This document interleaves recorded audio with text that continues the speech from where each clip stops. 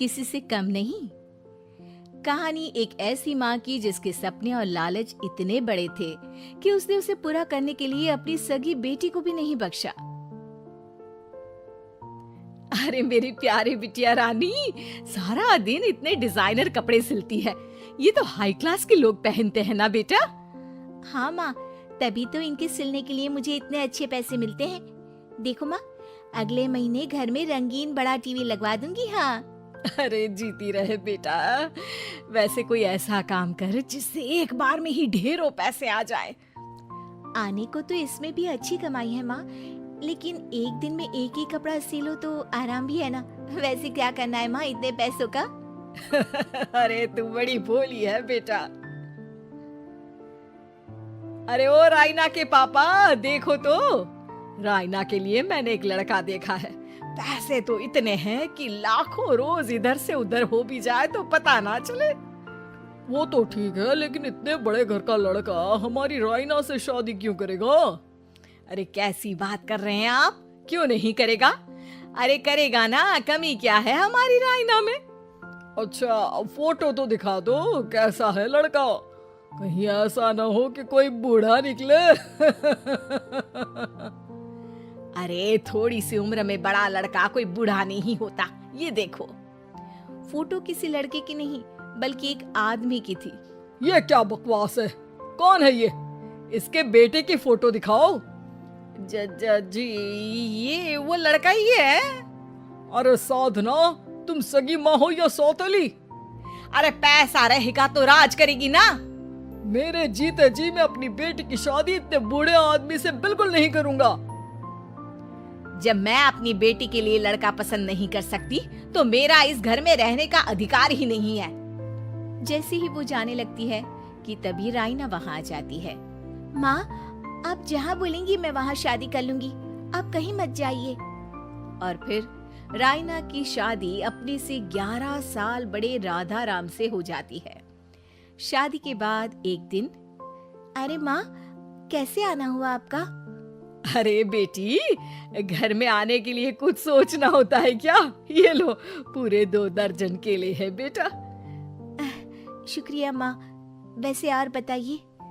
बेटा, तेरे पापा की तबीयत खराब हो गई है और तू तो जानती है कि उनकी कमाई कितनी है। अगर तुझसे कुछ पैसों का इंतजाम हो जाए तो। माँ, मेरे पास पैसे कहाँ से आएंगे? अरे वाह बेटी, तू तो गिरगिट की तरह रंग बदल रही है। अरे तुझे पढ़ाया लिखाया, तेरी शादी में पैसा लगाया, अब तेरे मायके वालों को जरूरत है तो तू ऐसे जवाब देगी? अरे माँ, ऐसे मत बोल। मेरी मुंह दिखाए में जो पैसे मिले थे ना, वो मैं तुझे दे देती हूँ, लेकिन अगली बार से आपको जब पैसों की जरूरत हो तो आप कुछ दिनों पहले ही बता देना। अरे ठीक है ठीक है, तो अभी से सुन ले, अगले महीने भी पैसों का इंतजाम करके रखना, मैं आकर ले जाऊंगी। तभी वहाँ रायना की सास आ जाती है।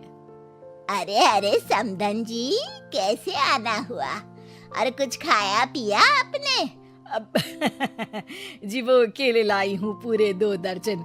अब बेटी के ससुराल आना था तो खाली हाथ थोड़ी ना आती मैं। कोई बात नहीं बहन जी, आराम से बेटी से बात करिए, मैं और भी कुछ खाने को भिजवाती हूँ। सास के जाने के बाद साधना भी पैसे लेकर घर आ जाती है। अब दिन बीतते हैं, साधना हर महीने रायना के घर आती और पैसे लेकर चली जाती। लेकिन एक दिन अचानक रायना की सास का फोन साधना पर आता है। बहन जी, जैसे भी हो आप जल्दी से हमारे घर आ जाइए ना। हमारी बहू रायना को क्या हो गया है, न बोल रही है न हिल रही है। हैं? अरे मार तो नहीं डाला मेरी मासूम बेटी को? साफ साफ बोल देती हूँ, मेरी बेटी को कुछ भी हुआ होगा ना तो मैं तुम लोगों को कंगाल कर दूंगी, क्लेम कर दूंगी करोड़ों का। अरे क्या हुआ भाग्यवान, कहाँ से करोड़ों आ रहे हैं? अरे मार डाला हमारी बिटिया को उन लोगों ने। हैं? क्या बोल रही हो तुम?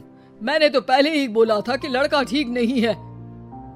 दोनों रायना के घर पहुंचते हैं, जहां रायना का पति कहता है, अरे आप डरिए नहीं, डॉक्टर ने कहा है कि वो अब खतरे से बाहर है। अरे पर वो खतरे में गई क्यों? अरे क्यों मेरी लड़की को मारने की कोशिश की गई?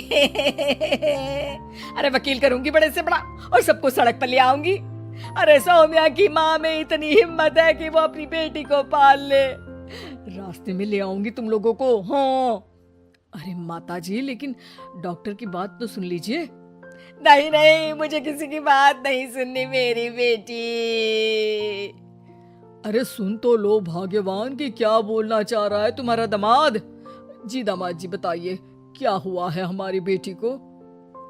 अरे पता नहीं, सारी सारी रात किसके लिए कपड़े सिलती रहती है और वो कपड़े जाते कहाँ है।